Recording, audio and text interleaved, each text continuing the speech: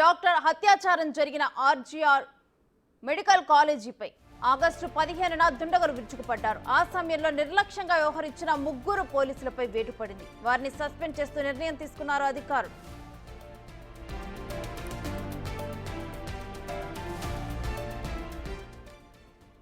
Kolkata medico హత్యాచారం జరిగిన తర్వాత RGR medical కాలేజీపై దాడులు జరిగాయి.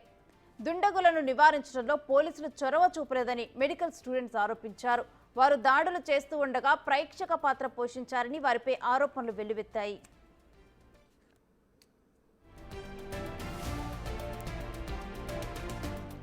నిర్లక్ష్యంగా వ్యవహరించిన పోలీసులను సస్పెండ్ చేశారు ఉన్నతాధికారులు. 2 ఏసీపీలు 1 ఇన్స్పెక్టర్ పైన వేటు పడింది. హత్యాచారం జరిగిన తర్వాత కొందరు విధ్వంసం చేశారు. కర్రలు, ఇటుకలు, రాళ్లతో ఆసుపత్రిలోకి వచ్చి బీభత్సం చేశారు. అత్యవసర గది, nursing station, medical shop, out patient విభాగాలతో అప్పటికే పలువురిని అరెస్టు చేశారు. అయితే ఈ దాడిలో పోలీసు వాహనం, బైకులు ధ్వంసమయ్యాయి.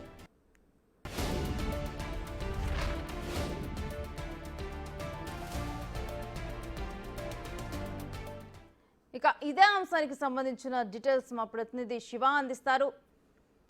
శివ, ప్రస్తుతం ఎవరెవరిని అదుపులోకి తీసుకున్నారు, అదేవిధంగా ఈ సస్పెన్షన్ కి సంబంధించి డీటెయిల్స్ ఏంటి? రైట్ రేణు, 9వ తేదీన కలకత్తాలోని ఆర్జికర్ కళాశాలలో, అంటే కళాశాల ప్లస్ మెడికల్ కాలేజ్ ప్లస్ ఆసుపత్రి కూడా, దీంట్లో నైట్ డ్యూటీలో విధులు నిర్వహిస్తున్న జూనియర్ వైద్యురాలపై హత్య ఘటనకు సంబంధించి తర్వాత నిరసన తెలియజేస్తున్న నేపథ్యంలో 15వ తేదీన రాత్రి సమయంలో కొంతమంది దుండగులు, నిరసనకారులు, అంటే మద్దతు తెలుపుతున్నట్లుగానే వారు కూడా లోపలికి ప్రవేశించి దాదాపు 40 మంది ఎవరైతే ఈ మృతురాలికి మద్దతుగా జూనియర్ డాక్టర్లు మద్దతు తెలుపుతూ అక్కడ నిరసన తెలియజేస్తున్నారు, వారిపై దాడికి తెగబడ్డారు. మరోవైపు ఆసుపత్రిలో ఉన్న ఫర్నిచర్ అంతా కూడా ధ్వంసం చేశారు. ధ్వంసం చేసే సందర్భంలో అక్కడ పోలీసులు ఉన్నప్పటికీ కూడా ప్రేక్షక పాత్ర వహిస్తూ నిర్లక్ష్యం వహించారు. కనీసం వారిని ఆపే ప్రయత్నం కూడా చేయలేదంటూ కూడా అక్కడ నిరసన తెలియజేస్తున్న వైద్యులు, జూనియర్ డాక్టర్లు ఎవరైతే ఉన్నారో వారు ఆరోపిస్తున్నారు. దానిలో భాగంగా నిన్న సుప్రీంకోర్టులో కూడా ఈ దాడి జరుగుతున్న నేపథ్యంలో అక్కడ ఉన్న పోలీసులు ఏం చేస్తున్నారు, చోద్యం చూస్తున్నారంటూ కూడా కొంత ఆగ్రహం వ్యక్తం చేస్తూ వారిపై ఎందుకు చర్యలు తీసుకోలేదనేది ప్రధానంగా నిన్న సుప్రీం ధర్మాసనం ఆదేశాలు జారీ చేసింది. దానిలో భాగంగా నిన్న సుప్రీంకోర్టు త్రిసభ్య ధర్మాసనం, అంటే ప్రధాన న్యాయమూర్తి ధనుంజయ్ యశ్వంత్ చంద్రచూడ్ ధర్మాసనం ఆగ్రహం వ్యక్తం చేసిన తర్వాత 2 ఎస్పీలు, అలాగే ఇద్దరు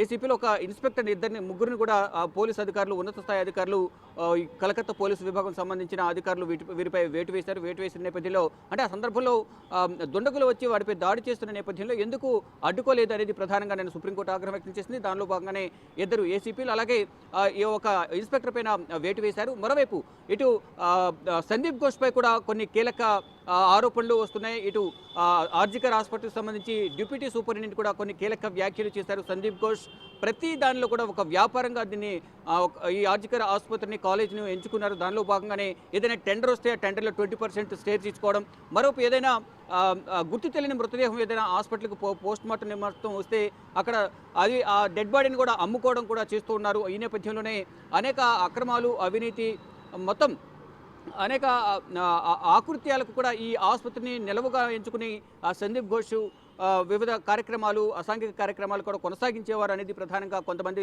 బయటకు వచ్చి ఇప్పుడు సందీప్ ఘోష్పై, అంటే మాజీ ఆ దాడి జరిగిన సందర్భంలో ప్రిన్సిపల్గా ఉన్నారు సందీప్ ఘోష్, ఇప్పుడు ఆ దాడి జరిగిన తర్వాత, ఆ అత్యాచార ఘటన జరిగిన తర్వాత రాజీనామా చేశారు. రాజీనామా చేసిన నేపథ్యంలో ఇప్పుడు మాజీ ప్రిన్సిపల్గా విచారణ ఎదుర్కొంటున్నారు. సిబిఐ విచారణకు హాజరవుతున్నారు. దాదాపు 5 రోజులు సిబిఐ విచారణ కంప్లీట్ అయింది. ఈరోజు 6వ రోజు సిబిఐ కార్యాలయానికి విచారణకు వెళ్లారు. విచారణ కొనసాగుతుంది. అంటే ప్రతిరోజు కూడా దాదాపు 11 గంటలు, 12 గంటలు, 13 గంటలు, 15 గంటలు ఇలా విచారణ కొనసాగిస్తున్నారు. కానీ ఇక్కడ సందీప్ ఘోష్ పొంతలలేని సమాధానాలు చెప్తున్నారు.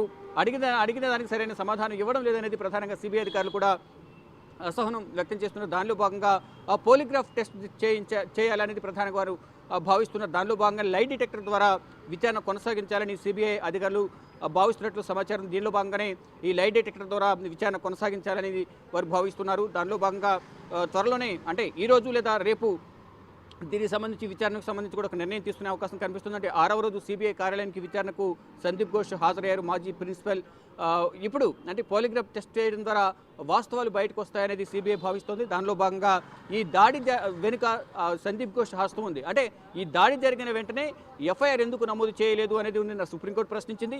మరోవైపు ఇటు బాధితురాలి కుటుంబ సభ్యులు కొంతమంది వైద్యులు కూడా ప్రశ్నించిన నేపథ్యంలో అంటే దాడి రాత్రి జరిగింది, మార్నింగ్ డ్యూటీ వచ్చిన వారు సమాచారం ఇచ్చారు. సమాచారం ఇచ్చి మీ కుమార్తె ఆత్మహత్య చేసుకుని సూసైడ్ చేసుకుందని చెప్పడం, వారు వచ్చిన తర్వాత అక్కడ చూస్తే మాత్రం సీన్ రివర్స్లో ఉంది.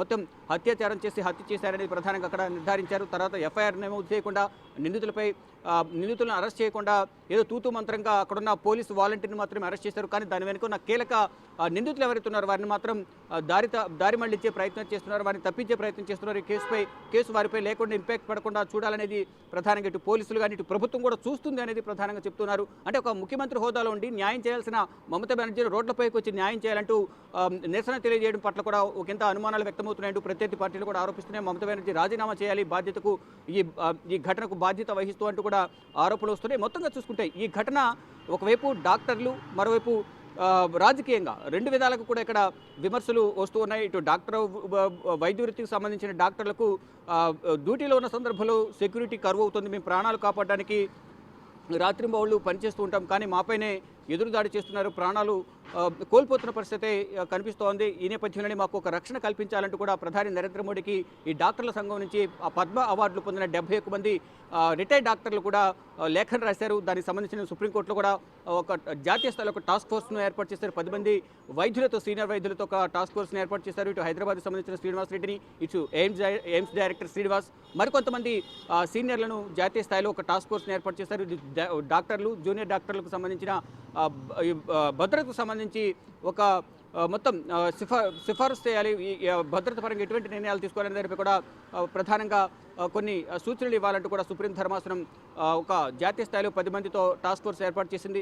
మరోవైపు ఎవరైతే దీనికి సంబంధించి పోలీసులు ఉన్నారో వారిపై కఠిన చర్యలు తీసుకోవాలని కూడా సుప్రీంకోర్టు ఆదేశాలు జారీ చేసిన నేపథ్యంలో ముగ్గురు పోలీసు అధికారులపై కూడా కలకత్తా పోలీస్ విభాగం వేటు వేసింది. మొత్తంగా చూసుకుంటే ఈ ఘటన జరగడం అత్యంత దారుణం. అంటే అసలు దీని వెనుక అసలు ఏం కారణాలు ఉన్నాయనే దానిపై కూడా సిబిఐ మొత్తం విచారణ చేస్తుంది. సిబిఐ మొత్తం పలు యాంగిల్స్లో విచారణ కొనసాగిస్తోంది. మొదట అసలు ఈ ఘటన జరిగినప్పుడు మొదట లోపలికి ఆ రోజు జరిగిన ఘటనకు సంబంధించి ముందు ఆ రోజు డ్యూటీలో ఉన్న వారందరినీ విచారించడం, తర్వాత ఆ ఘటన జరిగిన సందర్భంలో ఎవరు అటువైపు వెళ్ళలేదా అనే దానిపైన, మరోవైపు ఎవరెవరు ఈ ఘటనలో పాల్గొన్నారు, తర్వాత ఎవరు ఈ సందీప్ ఘోష్కు సమాచారం ఇచ్చారు, తర్వాత ఎవరు పోలీసులకు సమాచారం ఇచ్చారు అనే వాటి అంశాలపై కూడా ప్రధానంగా విచారణ కొనసాగిస్తుంది సిబిఐ. అంటే 9వ తారీఖు ఘటన జరిగిన తర్వాత 13వ తారీఖు వరకు పోలీసుల హ్యాండ్ఓవర్లో ఉంది దర్యాప్తు అనేది. కానీ పోలీసులు అప్పటి వరకు కూడా ఎటువంటి పురోగతిని సాధించలేకపోయిన నేపథ్యంలో 13వ తేదీన కలకత్తా హైకోర్టు సిబిఐకి ఎంక్వైరీకి దర్యాప్తుకు ఆదేశాలు ఇచ్చింది. తర్వాత అప్పటి వరకు దర్యాప్తు చేసిన పోలీసు అధికారులు అప్పటి నుంచి దర్యాప్తు చేసిన పురోగతికి సంబంధించి అంశాలన్నింటి కూడా వివరాలన్నింటి కూడా సిబిఐకి అప్పగించాలంటూ ఆదేశాలు జారీ చేసిన నేపథ్యంలో అప్పటి నుంచి కూడా సిబిఐ పోలీసుల నుంచి స్వాధీనం చేసుకున్న విచారణకు సంబంధించి కొన్ని డీటెయిల్స్ కానీ ఇప్పటి వరకు కొనసాగిస్తున్న అంశాలకు సంబంధించి త్వరలోనే సుప్రీంకోర్టులో కూడా అఫిడవిట్ దాఖలు చేయాలంటూ సుప్రీంకోర్టు త్రిసభ్య ధర్మాసనం ఆదేశాలు జారీ చేసింది. అంటే గురువారం అంటే రేపు ఈ విచారణకు సంబంధించి సిబిఐ ఎప్పటి వరకు ఎటువంటి దర్యాప్తు కొనసాగించింది అనే దానిపై పురోగతికి సంబంధించి సుప్రీంకోర్టులో అఫిడవిట్ దాఖలు చేయాల్సిందిగా సుప్రీంకోర్టు ఆదేశాలు జారీ చేసింది. ఇంకా దేశవ్యాప్తంగా అత్యాచార ఘటనకు సంబంధించి నిరసనలు కొనసాగుతున్నాయి. మమతా బెనర్జీ కూడా అలసత్వం వహిస్తున్నారనేది ప్రధానంగా కొన్ని ఆరోపణలు వస్తున్నాయి. మొత్తం చూసుకుంటే ఈ అత్యాచార ఘటనకు సంబంధించి నిర్లక్ష్యం వహించిన పోలీసులపై వేటు వేయడం కూడా కొంతమంది సంతోషం వ్యక్తం చేసినప్పటికీ కానీ ఇంకా న్యాయం జరగాలి, సిబిఐ త్వరితగతిన దర్యాప్తు చేసి అసలు నిందితులను పట్టుకోవాలనేది ప్రధానంగా ఇటు కుటుంబ సభ్యులు, మరోవైపు వైద్యులు కూడా డిమాండ్ చేస్తూ ఉన్నారు. Renu, thanks for the details Shiva.